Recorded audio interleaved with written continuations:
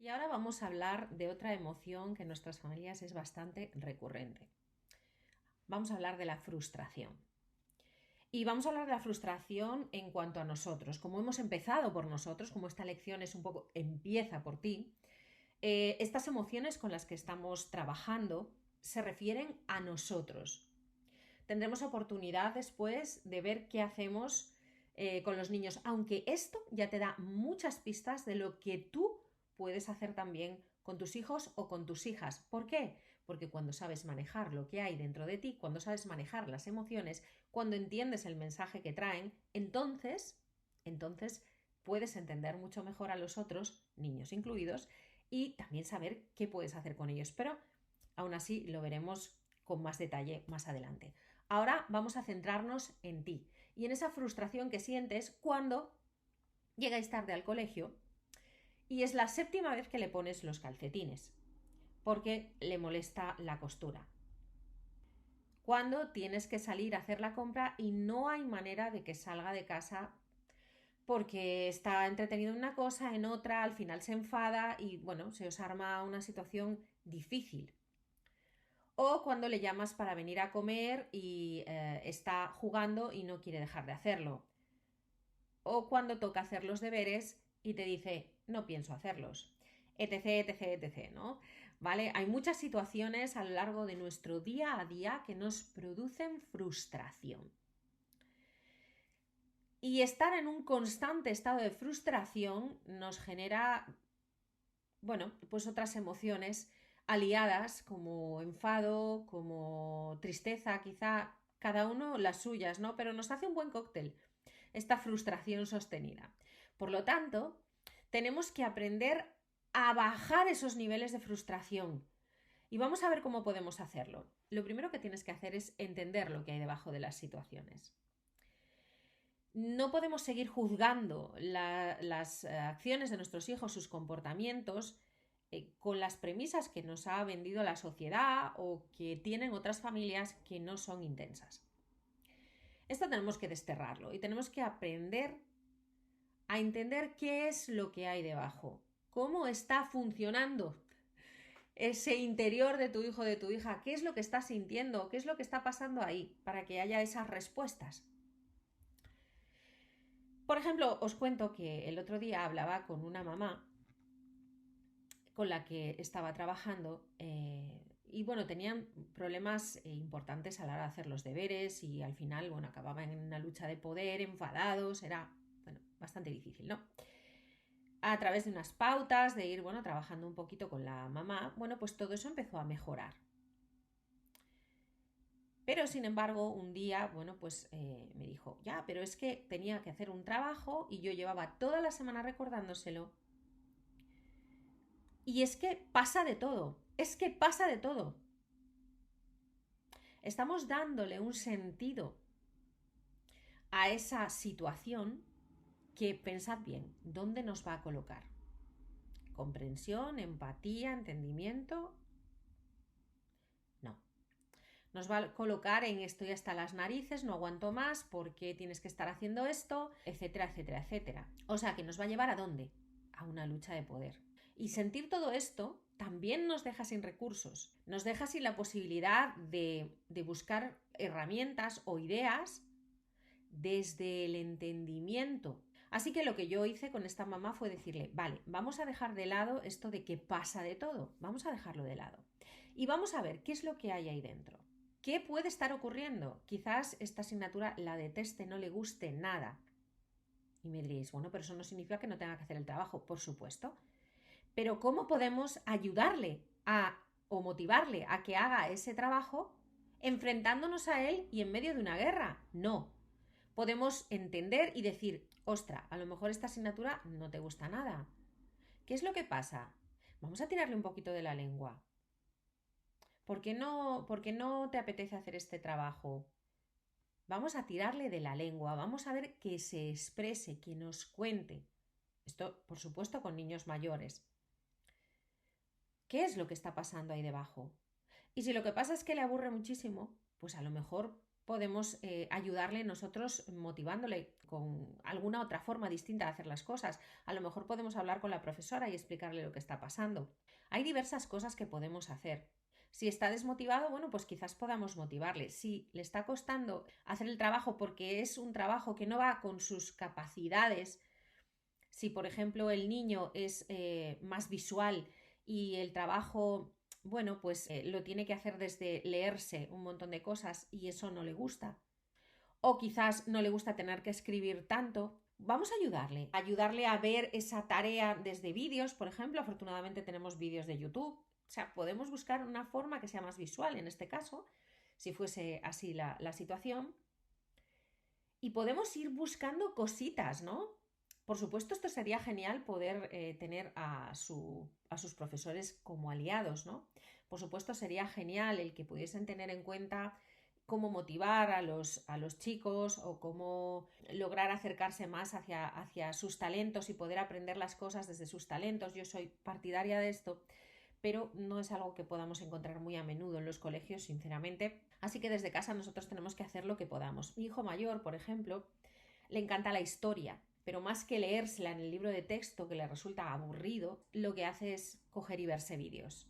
¿Está dando la Segunda Guerra Mundial? Bueno, pues se ve un montón de vídeos de la Segunda Guerra Mundial. Esta es otra forma de aprender. Y es una forma de aprender que a lo mejor no cuadra con la forma de enseñar que hay actualmente en los colegios. Muchas familias intensas nos encontramos con estas dificultades. Así que, bueno, tenemos que buscar la forma, y tenemos que buscar la forma desde el entendimiento. Desde ahí ese es el único sitio desde el que podemos hacer las cosas. Y empezar a rebajar expectativas. Es que yo creo que tendría que, oye, que sacar por lo menos un 8, ¿no? Es que un 5 es poca cosa. Es que vamos a rebajar expectativas. Esto en cuanto al colegio, pero en cuanto a cualquier otra cosa, es lo mismo, ¿vale? Es exactamente lo mismo. Y no solo debemos rebajar las expectativas en cuanto a cómo creemos que deben ser las cosas, sino también en cuanto a cómo nos han vendido los demás que deben de ser las cosas, a cómo la sociedad quiere que sean las cosas. Así que tenemos que encontrar unas expectativas más adecuadas a nuestro hijo. Es decir, no se trata de decir, bueno, que haga lo que quiera. Bueno, pues la que pasa de todo voy a ser yo. No, no, no. Esta no es la idea. La idea es que dejemos de tener unas expectativas que están en nuestra cabeza sin tener en cuenta quién es nuestro hijo, sin tener en cuenta cuáles son sus gustos, sus preferencias o su forma de ver, sentir, estar y percibir el mundo. Y es ahí desde donde tenemos que revalorar nuestras expectativas, no bajarlas porque sí, no decir, bueno, pues ya está, estas expectativas van fuera y que sea lo que Dios quiera. No es esto, es de nuevo desde el entendimiento revisar esas expectativas y tener muy en cuenta cuáles son las expectativas del niño. Nadie tiene por qué ser de sobresalientes todo el rato o de notables todo el rato. ¿Con qué nota se siente él cómodo? Es importante que le preguntemos, mamá, saqué un 6 en el examen de lengua. ¿Y cómo te sientes tú con esa nota? Porque ahí lo que estamos generando es autorresponsabilidad. Es que reflexione sobre si él se siente cómodo o no se siente cómodo con eso, si quiere hacer más o no quiere hacer más. Si la escuela le está resultando un trámite casi insoportable, como ocurre en muchas familias intensas, especialmente las familias que, bueno, estos hijos intensos tienen altas capacidades, y muchas veces la escuela es simplemente un puro trámite y calculan bien cómo hacerlo justito para tirar adelante y listo. Entre otras cosas, y otras connotaciones que hay aquí. Entonces, revisemos esas expectativas desde el entendimiento, ¿vale? Vamos a revisar también el lenguaje que estamos usando para calificar a nuestros hijos. Un poco volviendo al ejemplo de esta mamá con la que hablaba yo hace unos días. Es que pasa de todo. Es que es un vago. Es que es un perezoso. A lo mejor lo que tiene es una dificultad muy grande para manejar un aburrimiento tan intenso que no puede con él. Porque nuestros niños intensos el término medio no lo encuentran mucho. Entonces o me encanta o lo detesto. Y cuando detestas algo, te cuesta gestionarlo. Así que vamos a ponernos en su lugar y vamos a entender qué es lo que están sintiendo, más allá de ver, de ponerles calificativos surgidos, como os decía, de premisas y de ideas que no, que no son acertadas en la mayor parte de los casos. Y que además nos alejan del niño, porque no se siente entendido, porque no le entendemos. Y que además generan luchas de poder, porque nosotros nos ponemos en una posición de, es que es un vago, es que es un perezoso, es que... Así que tenemos que salir de ahí. Y mira también lo que tú te estás diciendo a ti misma cuando algo no sale como esperabas. Estoy harta, ya no puedo más, esto es insufrible. Que tampoco pasa nada porque de vez en cuando lo digamos. Yo también lo hago, digo, Dios mío, por favor, es que no puede ser más fácil. ¿Vale? Pero recupérate enseguida y trata de ser consciente de ese lenguaje que estás utilizando aquí dentro, y ver cómo puedes modificarlo o cómo puedes dejarlo pasar sin engancharte a ello, porque eso si no te va a generar muchísima más frustración.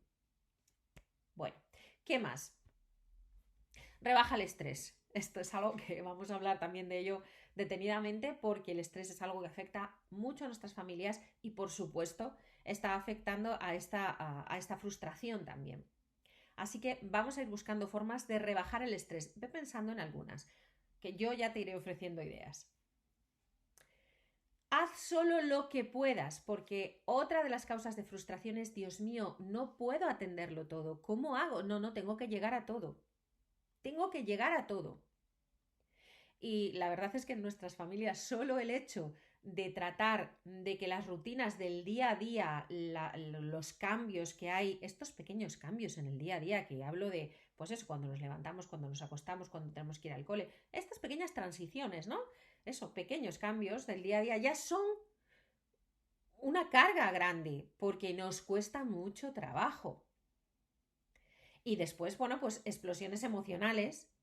Y después, bueno, pues explosiones emocionales que suelen producirse también con bastante frecuencia, que también, por supuesto, nos van sobrecargando. Y es frustrante no poder con todo. Sabemos además que, bueno, la presión de la sociedad por poder con todo es tremenda, ¿no? Así que al final te das cuenta de que hay terrenos o hay sectores en los que no estás haciendo mucho. Vale, coge aire, relájate y piensa, no puedo hacerlo todo yo sola.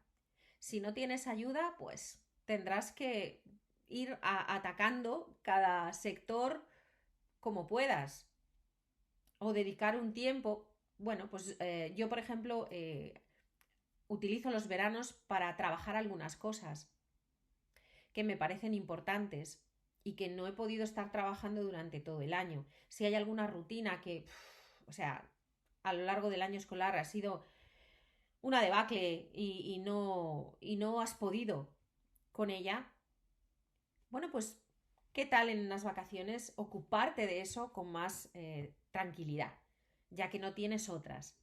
Es decir, vamos a ir buscando un poco la forma. Y cuando algunas ya estén instauradas, que ya vayan más rodadas, bueno, pues entonces voy a ponerme con otras. Porque tenemos muchos frentes abiertos. Lo cierto es que todas las familias tienen muchos frentes abiertos, pero las nuestras, como siempre, más aún.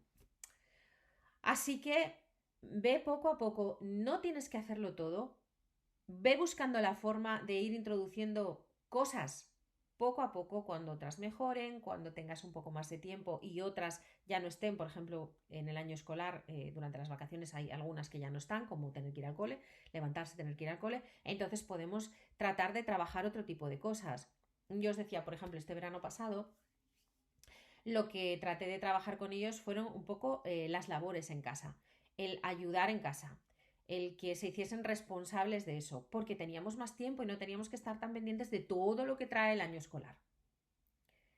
Bueno, y por último, digamos que una de las curas de esta frustración es la aceptación. Pero tenemos que hablar sobre la aceptación, porque aceptar no significa en ningún caso conformarse y decir, bueno, pues es así, ¿qué vamos a hacer? Que salga el sol por antequera. No, esto no es. ¿Vale? Aceptar es darnos cuenta de qué es lo que hay, de qué es lo que tenemos. Y con eso, construir. Eso es la aceptación. Bueno, y ahora vamos a hablar del enfado.